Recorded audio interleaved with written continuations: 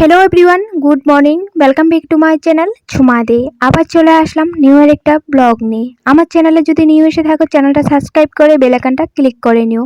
তো সকাল থেকে ব্লগটা শুরু করলাম। তো আজ সকালবেলা মা করেছিল পুরি, পাঁপড় ভাজা, চা। মা আর আমার খাওয়ার বাকি ছিল, মা আমি খেয়ে নিলাম। তারপর মা রেডি হয়ে গেল। তো রেডি হয়েছে যদিও প্রায় 12:30 বাজে এখন।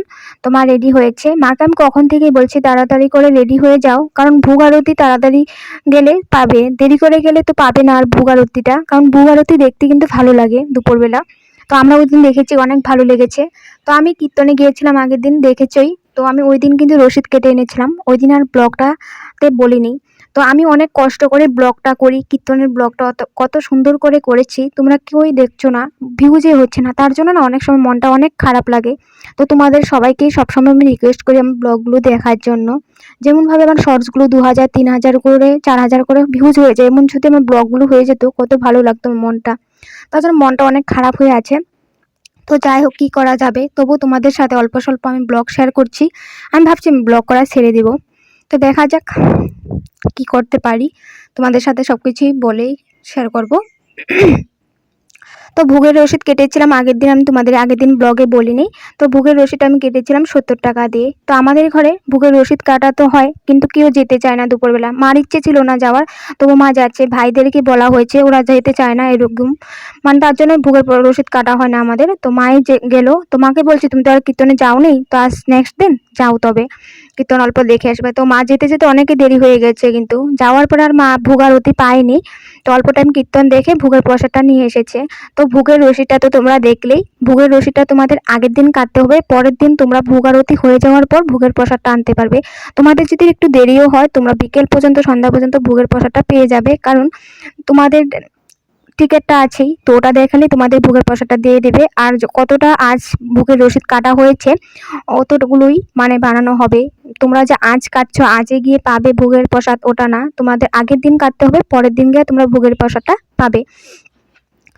তো আমরা জিজ্ঞাসা করেছিলাম যে যেদিন গেছিলাম কীর্তনে, ওই দিন বলেছিলাম বেশি যদি থাকে আমাদেরকে একটা দিয়ে দাও। বলছে যে না, রসিদ কাটতে হবে, আগের দিন যদি কেটে রাখতে তবে নিতে পারতে। আজ তার জন্যই তোমাদেরকেও বলে দিচ্ছি, তোমাদেরও যদি কেউ ভোগের প্রসাদ আনার ইচ্ছে থাকে, তোমাদের আগের দিনই রসিদ কাটতে হবে, নেক্সট দিন গিয়ে দুপুরবেলা নিয়ে আসতে পারবে।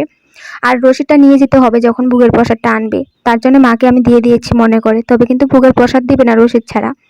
তো যাই হোক, মা ভোগের প্রসাদটা আনার পর মাকে বলছি তুমি মাখা করো। মা বলছে হাতা দিয়ে মাখা করবো, হাত দিয়ে করবো না। আমি বলছি তোমার ইচ্ছে, তুমি যেভাবেই করো ভালোই লাগবে, মার হাতের তো সবকিছুই ভালো লাগে।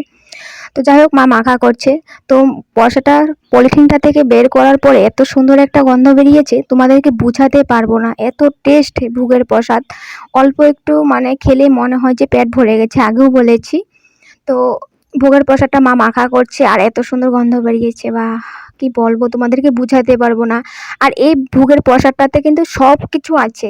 ভোগের প্রসাদে যা যা রান্না করা হয় ভোগের জন্য, সব কিছু অল্প অল্প করে সব কিছু দেয় কিন্তু, তার জন্য ভালো লাগে মাখা করলে। তো সব কিছু আছে। তো ভাই বলছে আজ দুপুরে ভাত খাবো না, ভোগের প্রসাদ যেটুকু খাবো খাবো। আর তো ও মানে চান্সে থাকে, মানে ভাত না খেয়ে থাকার জন্য। তো ওই অনেক মর্জি করে খাওয়া নিয়ে, তোমরা তো দেখেছো ওকে কত রোগা দেখা যায়, একদমই খেতে চায় না। ওকে তো বুঝাই, তবু ভাত খেতে চায় না।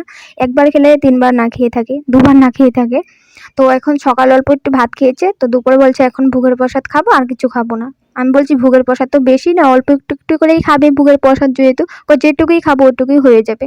পরেও এরকমই করেছে, কিন্তু পরে আর ভাত খায়নি। তো এখন তো প্রায় 2:30 বাজে, মা প্রসাদ নিয়ে আসলো, মাখা করছে, তো সবাইকে অল্প অল্প করে দিবে। তো তোমাদেরকে সবাইকে রিকোয়েস্ট করি আমার ব্লগগুলো দেখার জন্য। শর্টসগুলো যেভাবে 4-5 হাজার ভিউজ হচ্ছে, এরকম করে যদি ব্লগগুলো ভিউজ হতো তবে আমার অনেকটাই ভালো লাগতো মনটা। তো আশা করি ভিউজ হবে, তোমরা দেখবে আমার ব্লগগুলো। তো আজ আমার ব্লগটা এখানেই রাখছি, আজ বেশি কিছু তোমাদের সাথে শেয়ার করলাম না। আমার ব্লগটা যদি তোমাদের ভালো লেগে থাকে লাইক শেয়ার করে দিও। আবার আসবো নেক্সট কিছু ব্লগ নিয়ে। Bye bye.